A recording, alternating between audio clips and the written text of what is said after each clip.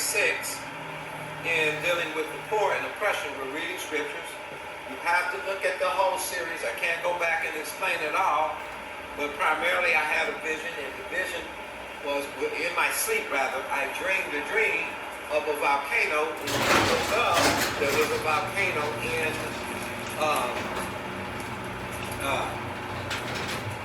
Africa. And there has been a volcano erupted in Iceland, and there's been a volcano erupted in Italy. All I'm saying is, oppression, Micah 2:1-2, go back and listen to the tapes, is everywhere. And no man lay it to heart. It's covered. The volcano's quiet until it erupts. So we read Ruth of Boaz, who redeemed the poor of his next of kin and purchased the field and gave it to him, restored land back. David the king said, then I'll restore what I took not away. He restored to Mephibosheth, showing love and kindness. And his father, Mephibosheth's father, had tried to kill King David. Usually you wipe out the seed. He invited him to come sit at his table and gave him the lands that his father had lost. What if the world operated like that? But it says, by the way, David was a man after God's own heart. David cared about and loved his neighbor in this sense. Even his enemy, King Saul. We won't bless our enemies like the Lord say. We'll destroy them. They become an enemy sometimes because we want what they have. Worldwide. From which cometh wars. You covet, you lust, you cannot have. So we devise schemes. Micah 2, first chapter, second chapter. Okay, let's continue the scripture. Isaiah 2:7. The Lord maketh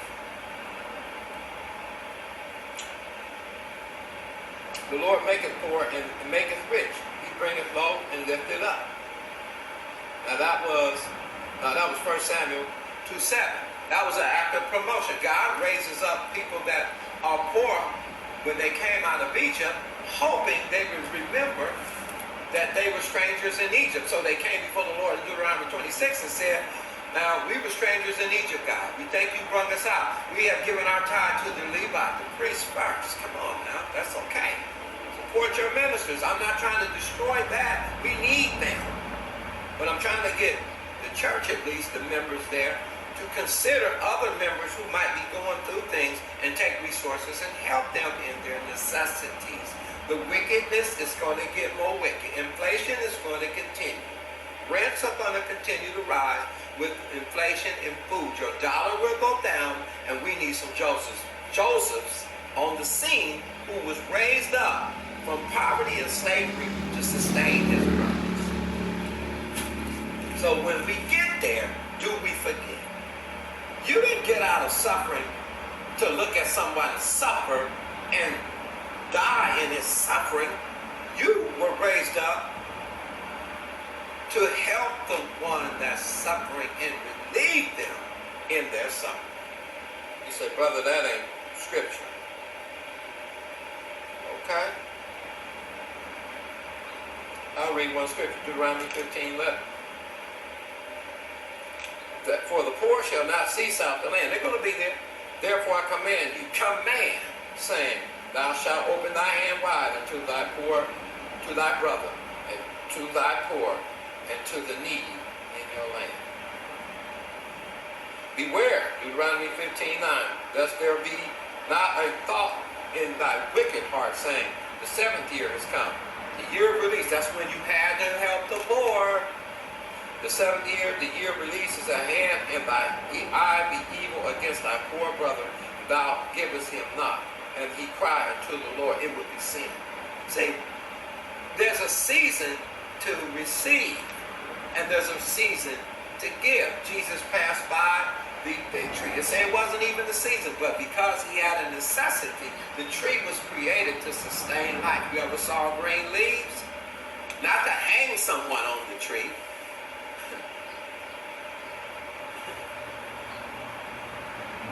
Let me go on down here and keep it pushing.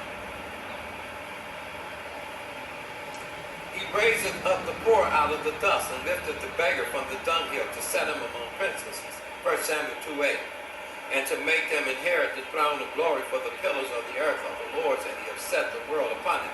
You know, what amazes me is when poor people come out of poverty, especially in African American or African or India or Venezuela or wherever the poor may be, all around the world. Brothers forget where they came from, man, and what the purpose of God is thwarted, because you see more in the lust of your eyes. You want more and more and more, and then we begin to become and choose the oppressor's way. I gave God my 10%, so I don't have to help nobody. I did. I gave him the 10. Try that New Testament.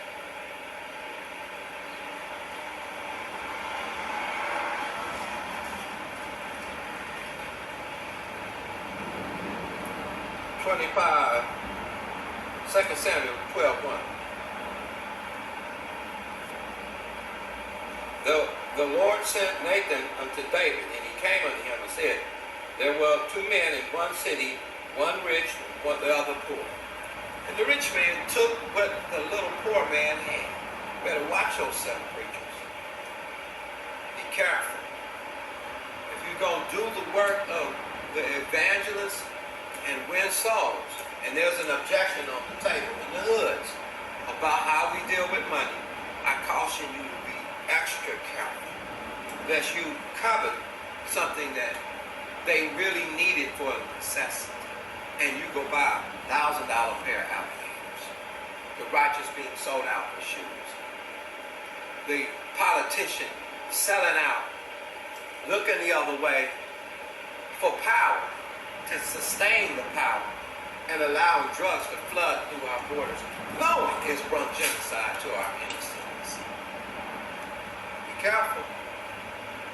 The most abominable thing is to have a person that's been poor in power and he becomes like the oppressor. That's what sent Israel, Michael, first chapter, second chapter, into captivity. Look at Amos, Jeremiah, Zephaniah, Hosea.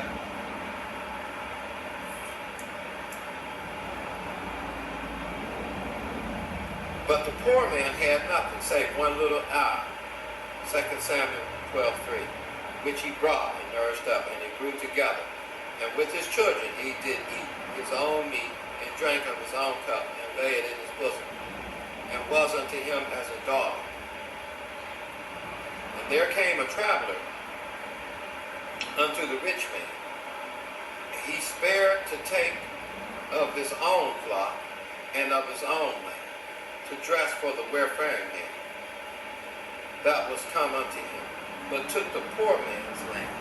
The invasion of Africa, the usury of slavery,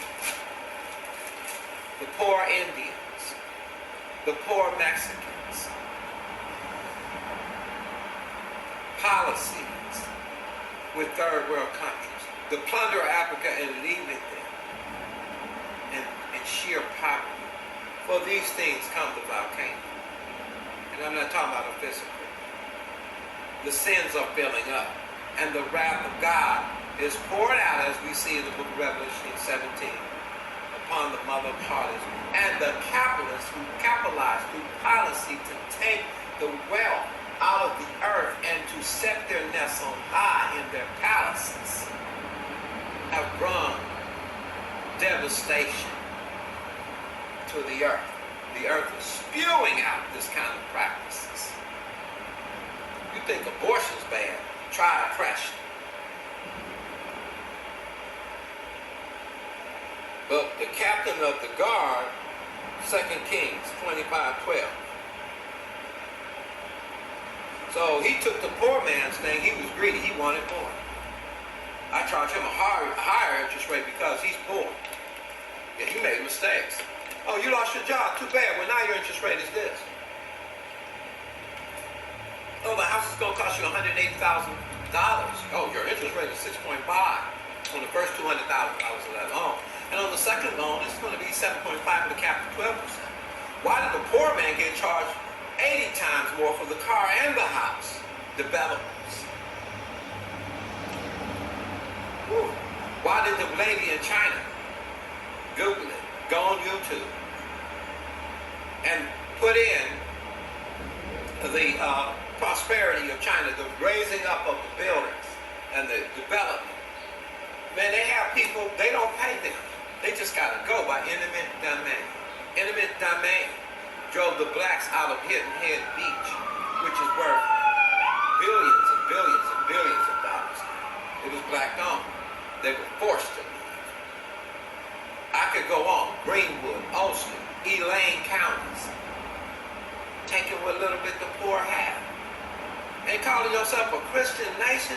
Man, don't you know for them things came the judgment of God? And you're not even the originals. You Europeans here in America. You're not Hebrews. You did worse, or just as they did to their own people. And they went into captivity. But for some reason, because we're Americans in this materialistic society, we got things, the delusion is thinking that the things would deliver us from the coming destructions from the volcano. And I'm not talking about a volcano. The filth, the unclean practices, and not caring what happens as long as I got mine. See my car? Woo. But took the man's land, trusting for himself. He coveted what that one man had. Jezebel's spirit. I covet what you have. And we see Jezebel in Jude. Baal worship. Baal loved power and greed and fame and fortune, reputation and status. Jezebel killed the man whose inheritance was to go to his family, because when King Ahab wanted to buy it, he wouldn't sell it. It was for his inheritance.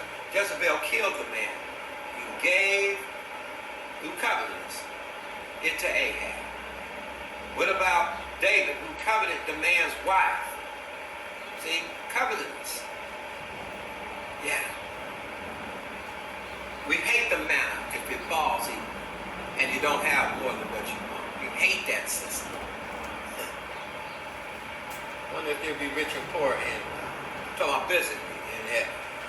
But the captain of the guard, even though Jesus said, as it is in heaven, show it in the earth. If you're my people. 2 Kings 25:12. But the captain of the guard left of the poor of the land to be vine dressers and husbands. So they were taken into captivity. And there you have it. They left the land to be for the poor. Why did God put that in the one that was bringing the judgment for them abusing the poor, using the poor, seizing their land? They seized Jeremiah's land, putting in some dung as waste. Because they said we can continue to capitalize and do what we want to do. And God never intended it for the gap between the rich and the poor to be in his people, peculiar people. He didn't want that. He wanted to show the same care. Now, if you have more, that's okay. But your brother can't be in the streets without nothing. You ain't loving your neighbor as yourself. You're loving yourself. That is our culture in America, in the West, and in the East. It's everywhere. What can I get off of you and make my life more comfortable? But the captain of the guard left of the poor the land of the vine dressers. And the Ethiopian went down there and pulled Jeremiah out of that dung. You scholars know I'm telling the truth. And the slaves, the one that had nothing, the scripture says the ones that were used, the king that took them into captivity, I think the king of Babylon left them. Told them you can deal with the land, be blessed. Amazing how God uses things.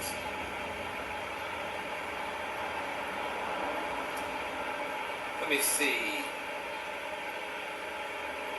And as in the days whereas the Jews rested from their enemies in the month which was turned into them from sorrow to joy and from mourning into good day, that they should make them days of feasting and joy and of sending portions one to another and gifts to the poor. Does your ministry send gifts to the poor?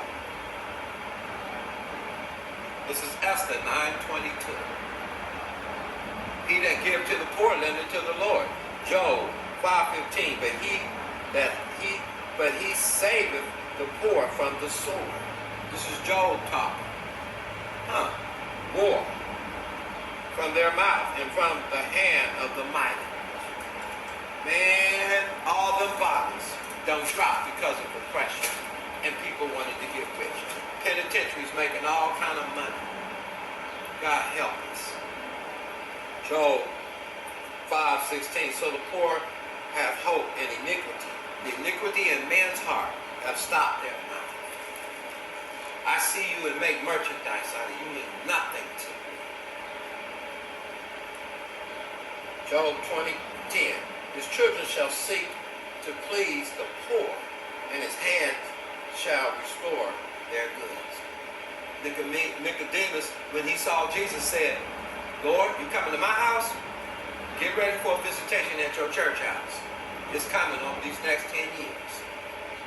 At some point. Don't be found in the valleys, in the writing beyond the wall.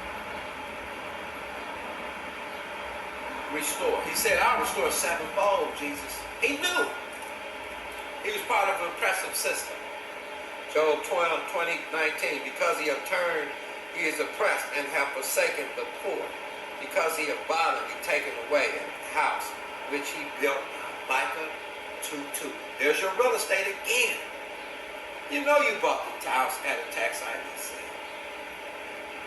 The man been there 20 years. He done bought the house 15 times over. You put him out. You don't give him a dime to relocate or nothing. Just get out. And who does it? The landlords. So we don't have to deal with scripture. You're not going to read this in your church. This is a capitalist society that promotes however you get it, just get it.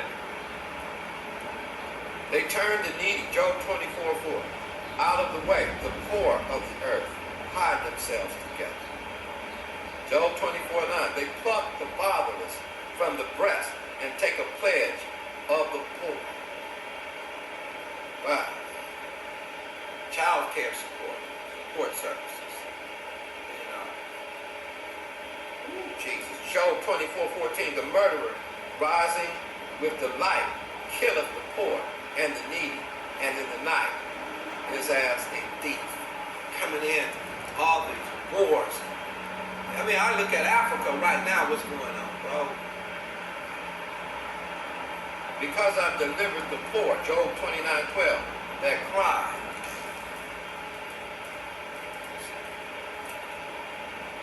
And the fatherless, and him that have no help. Have we done that? Has your church done that?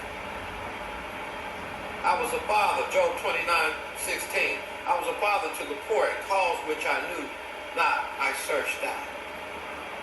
This is what Job's confession was. He was wealthy. Job 30:24. Did not I weep for him that was in trouble? The Spirit of God gives you groaning and travail. And we don't groan over it. We live comfortably and just say, give ye, and love with gifts. And not deal with reality, not even look at it. Which was not my soul grieved for the poor. Oppression. Job 31:16. If I have withheld from the poor from their desire, or have caused the eyes of the widow to faint. Wow. Evicting the widows. God help us.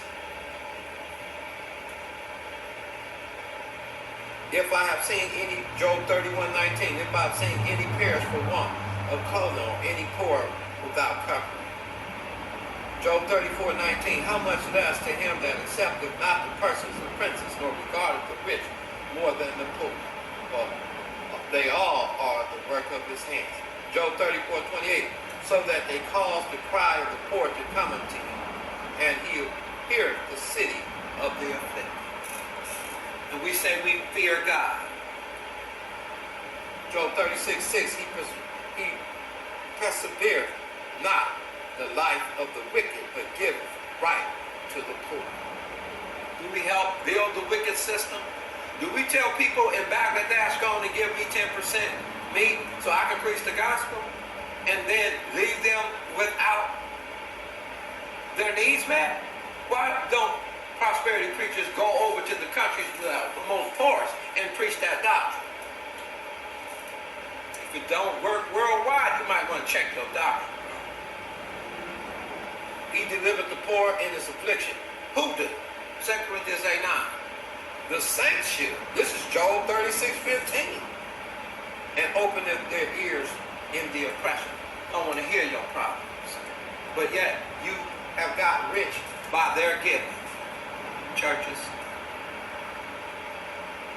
Psalm 9:18. For the needy shall not always be forgotten. The expectation of the poor shall not perish forever. God was looking for a remnant people that would rise up and help your brother in the hoods and everywhere you find him. You say you're a leader. You say you know the way of prosperity.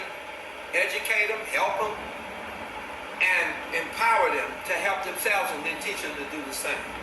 The wicked in this pride do persecute the poor.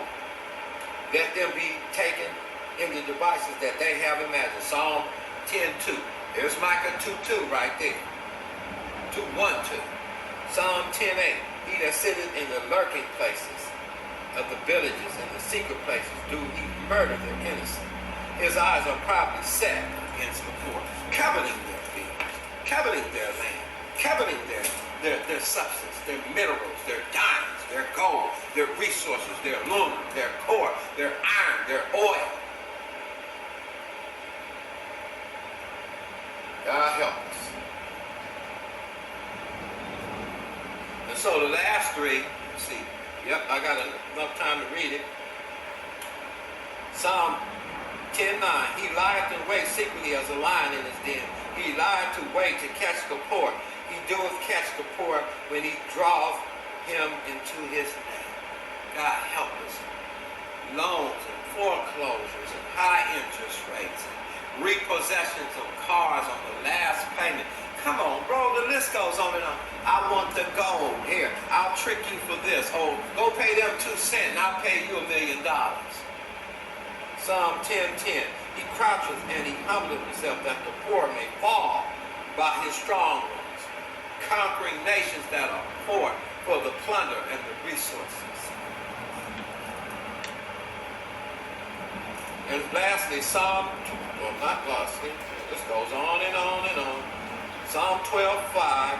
For the oppression of the poor, for the sighing of the needy, now I will arise, said the Lord. I will set him in safety from him that puffeth them. God cares about these oppressive leaders that make promises, but they not giving nothing back. It's a system of not giving back. Psalm 14:6, you have shamed the counsel of the poor. Psalm 34:6, the poor man cried, and the Lord heard him and saved him out of his troubles. Psalm 35:10, all my bones shall say, Lord, who is like unto thee, which delivers the poor from him that is too strong for him, yea, the poor and the needy from him that spoiled him.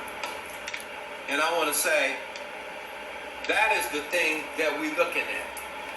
That lady in China that jumped from that building because they took her land by eminent domain. God help. How many black people own land in this country where they slave? And how many poor people have worked and deserve something like a house, yet they live from check to check? And the rich get richer. And you guys want to call anything that deals with the poor, socialist, communist, Marxist thing? Really? Without these scriptures? God puts us to shame, confounding our wisdom, which is earth. Psalm 40:17, last one. But I am poor and needy, yet the Lord thinketh upon me. Thou art my help and my deliverer. Make no tarrying, Lord. So we see that's what we got to do. We have to get busy with the poor. Sharing with the necessities, at least in the household of faith. How's your light going to shine? And we don't even consider these scriptures. We say bring all the tithes into the storehouse, right? But the tithe for the widow, the father, and stranger is never mentioned. We're just like the oppressor. We don't have a 2 Corinthians 8:9. We don't have nothing going out. And so, if you Want to check this out? Go to your Bible app, put in your search, or your Google, oppression, poor, but in the scriptures that support it. Look at them yourself, and you come to your own conclusion. I'll give you the last word on that. Jeremiah 23 in hood.